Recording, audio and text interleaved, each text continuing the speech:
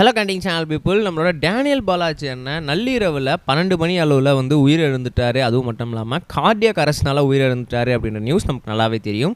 அப்படி இருக்கும் சமயத்தில் நிறைய பேர் வந்து பலவிதமாக வந்து அவரை பற்றி வந்து சோஷியல் மீடியாவில் அவர் வந்து இந்த மாதிரி அந்த மாதிரிலாம் வந்து சொல்லிகிட்டு இருக்காங்க. அவர் செய்த நிறைய நல்ல விஷயங்கள், அவருக்கு மனுஷங்களுக்கு செய்த உதவிகள், அது மட்டும் இல்லாமல் நிறைய வந்து கோவில் கட்டி கொடுத்துருக்காரு, நிறைய விஷயங்கள்லாம் வந்து மக்களுக்கு உதவி பண்ணியிருக்காரு அப்படின்னு சொல்லி நிறைய விஷயங்களை சோஷியல் மீடியாவில் பகிர்ந்துட்டு வந்துட்டுருக்காங்க. அந்த வகையில் அவர் வந்து அவங்க அம்மா கிட்ட ஒரு வாக்குறுதி கொடுத்ததாகவும், நீங்கள் அதுதான் வந்து பண்ணியே ஆகணும் எனக்காக அப்படின்னு சொன்னதாகவும் இப்போ ஒரு சில தகவல்கள் சோஷியல் மீடியாவில் வளம் வந்துகிட்டு இருக்கு. அது என்ன ஏது அப்படின்றத உங்களுக்கு ரொம்பவே தெளிவாக டீட்டெயிலாக எக்ஸ்பிளைன் பண்ணிக்கிறேன். நான் பேச கேட்க ரெடியாக இருப்பீங்க நம்புகிறேன். வாங்க அவர் ட்ராவல் பண்ணிக்கலாம். முதல்ல ஒரு மிக முக்கியமான ஒரு விஷயமே என்ன அப்படின்னு பார்த்தீங்கன்னா, நம்மளுடைய டேனியல் பாலாஜி என்ன உயிர் விட்ட நாள்லேருந்தே அவரை பற்றி சமூக வலைத்தளங்களில் நிறைய விஷயம் சொல்லிட்டு இருக்காங்க. அவர் உடலையும் வந்து நல்லடக்கம்லாம் பண்ணி முடிச்சுட்டாங்க.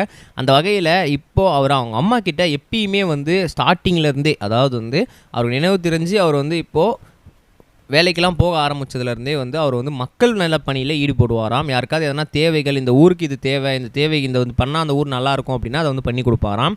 அப்படி இருக்கும் சமயத்தில் அவங்க அம்மா கிட்ட அவர் ஜாலியாக பேசிக்கிட்டு இருக்கும்போது பல விஷயங்களை சொல்லும் போது அது இதை ஒரு விஷயத்த முன்னாடி எடுத்து வைப்பாராம். அது என்ன விஷயம் அப்படின்னா, என்னைக்காவது ஒரு நாள் நான் இல்லை அப்படின்ற மாதிரி ஒரு நாள் ஏற்படலாம், ஏற்படாமையும் போகலாம். ஒருவேளை அந்த மாதிரி ஒரு நாள் ஏற்பட்டுடுச்சுன்னா அதுக்காக நான் இப்போ உங்கள்கிட்ட பேசிக்கிட்டு இருக்கேன்.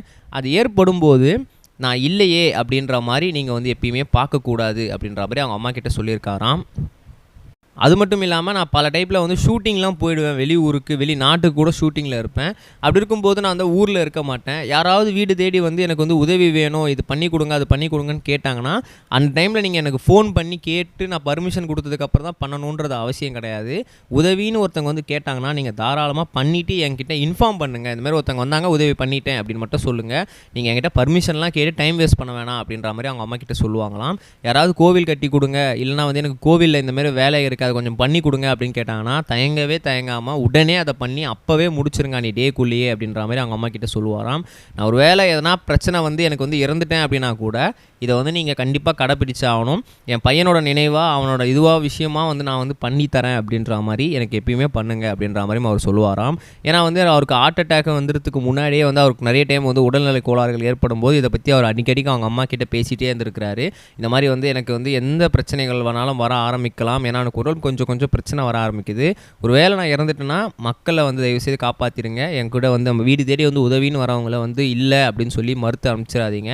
கடன் வாங்கியாவது மற்றவங்களுக்கு உதவி பண்ணி கொடுத்துருங்க. முக்கியமாக கோவில் நற்பணின்னு சொல்லி வரவங்கள ஏமாற்றிடாதீங்க. அவங்களுக்கு கண்டிப்பாக ஏதாவது உதவி பண்ணுங்கள் அப்படின்னு அவங்க அம்மாட்ட சொல்லியிருப்பாங்களாம். இது சோஷியல் மீடியாவில் ஸ்ப்ரெட் ஆகிட்டு இருக்கு. நம்ம நெக்ஸ்ட் வீடியோ சொல்கிறேன் கைஸ். பை. இது வரைக்கும் கனெக்டிங் டிவிக்கு சப்ஸ்கிரைப் பண்ணனா மறக்காமல் சப்ஸ்கிரைப் பண்ணிக்கங்க. உடனடி அப்டேட்ஸ் பெறுவதற்கு நோட்டிஃபிகேஷன் பெல்லையும் கிளிக் பண்ணிக்கங்க.